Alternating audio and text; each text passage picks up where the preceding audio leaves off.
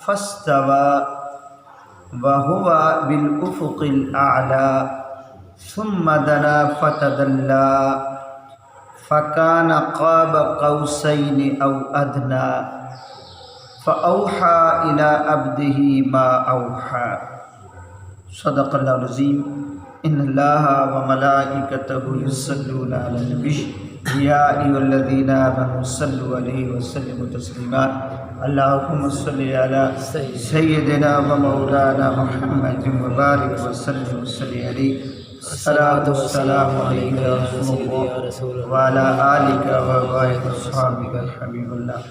حضرات گرامی، آیت نمبر 5 سے آیت نمبر 10 تک سورۃ نجم کی 27ویں پارے کی آیات بینات میں نے تلاوت کی ہیں. آپ نے سنا الحمدللہ ثم الحمدللہ. کل بھی ہم نے تھوڑا سا ان آیات کو سمجھنے کی کوشش کی تھی.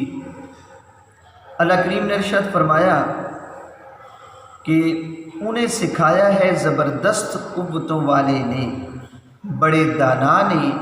پھر اس نے بلندیوں کا قصد کیا اور وہ سب سے اونچے کنارے پر تھا. پھر وہ قریب ہوا اور قریب ہوا یہاں تک کہ 2 کمانوں کے برابر بلکہ اس سے بھی کم فاصلہ رہ گیا. بس وحی کی اللہ نے اپنے محبوب بندے کی طرف جو وحی کی. یہ ان آیات کا ترجمہ ہے. آج ہم ان کی تفسیر سیدنا حضرت عبداللہ بن عباس رضی اللہ تعالیٰ عنہ اور امام حسن بصری علیہ رحمہ جو ان کا فکر اور ان کی علم اور تحقیق کے مطابق ہے وہ کریں گے. کل ہم نے یہ پڑھا تھا کہ شدید القوا سے مراد جبریل علیہ السلام ہے.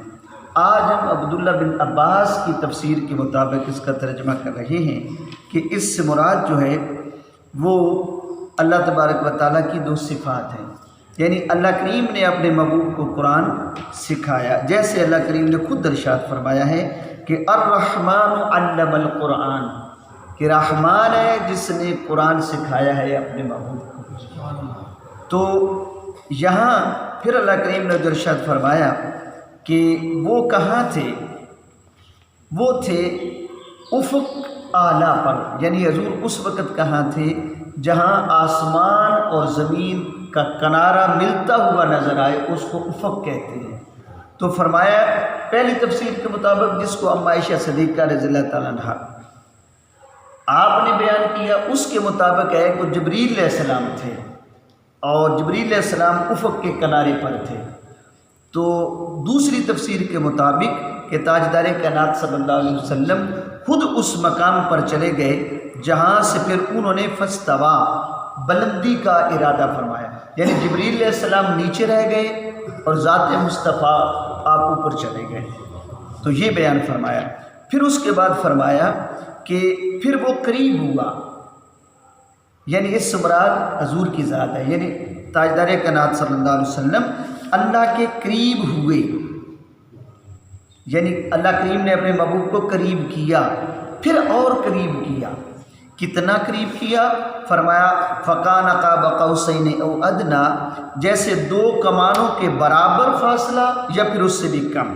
عرب کے اندر ایک اصول تھا کہ جب 2 قبیلے کے سردار آپس میں اتحاد کرتے، اتفاق کرتے تو اپنی اپنی کمان اس کو ملا دیتے، یوں اس طرح رکھتے، تیر ایک ہی اس میں رکھتے، دونوں کمانوں کے اندر ایک تیر رکھتے یوں ملا کر، اور پھر اس تیر کو چھوڑتے.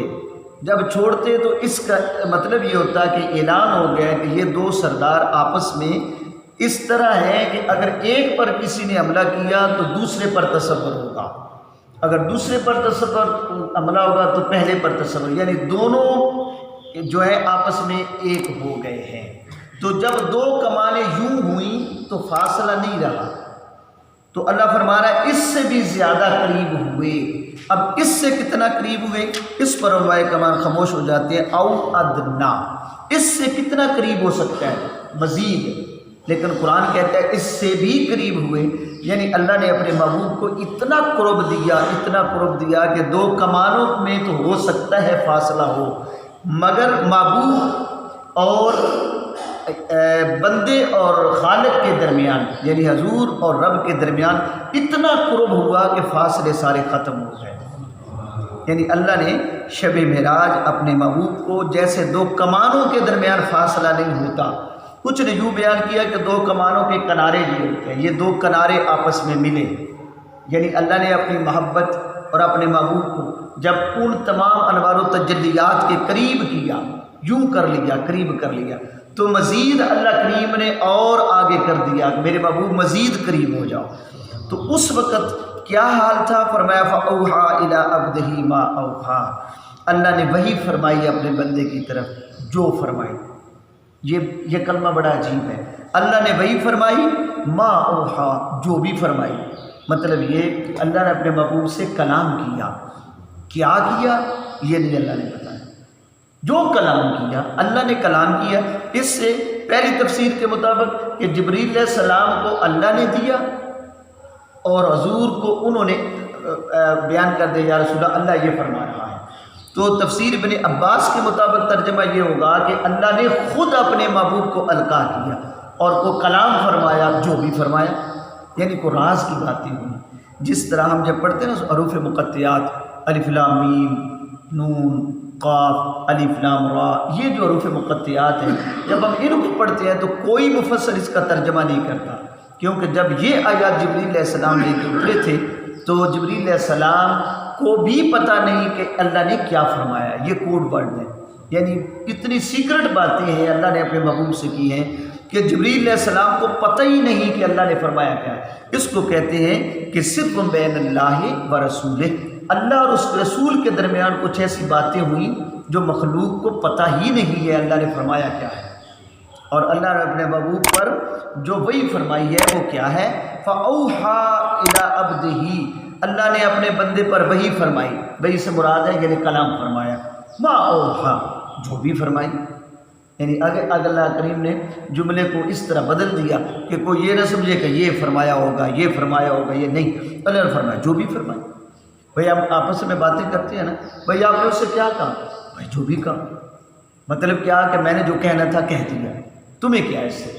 یعنی مخلوق کو اللہ نے بتا دیا کہ اے مخلوق خدا سن لو، جو باتیں میں نے محبوب سے کی ہیں تمہیں کیا، جو باتیں ہم نے راز میں کی ہیں وہ باتیں محبوب اور محب کے درمیان ہیں، اس لیے تیسرے کو اس کے انٹر ہونے کی ضرورت ہی نہیں ہے۔ مطلب یہ ہوگا کہ اللہ نے اپنے محبوب کو کچھ ایسا عطا کیا کہ مخلوق کو پتہ ہی نہیں اللہ نے دیا کیا ہے اپنے محبوب کو۔ ان آیات کا ترجمہ آج جو ہم نے کیا ہے، تفسیر کی ہے، یہ حضرت عبداللہ بن عباس، امام حسن بصری آپ کے قول کے مطابق ہے۔ تو یہاں تک ہم رہیں گے اور آگے اللہ کریم نے ارشاد فرمایا تو وہ کل انشاءاللہ باقی باتیں پڑھ لیں گے، لیکن یہ بات ہو رہی ہے معراج کی کہ اللہ کریم نے اپنے محبوب کو کتنا بلند کیا، کتنا بلند کیا، اس کی حد ہی کوئی نہیں، کیونکہ جبریل علیہ السلام تو رک گئے تھے اور انہوں نے عرض کیا رسول اللہ اس سے آگے میں نہیں جا سکتا۔ جب حضور نے فرمایا جبریل آؤ پھر چلیں، تو اس کلام کو سن کر سیدنا صدیق اکبر رضی اللہ تعالیٰ نے فرمایا تھا وہ جبریل تھے، رک گئے کہ آگے جاؤں تو پر جلتے ہیں، پر جلتے ہیں، اگر صدیق ساتھ ہوتا تو ساتھ ہی جاتا، رکتا کسی جگہ پر، یعنی آپ کی محبت اور عشق تھا کہ یا رسول اللہ وہ تو جبریل تھے، انہوں نے تو رکنا ہی تھا، وہ نہیں گئے، اگر صدیق ہوتا نا سدرا پہ تو صدیق نے آپ کے ساتھ ہی جانا تھا۔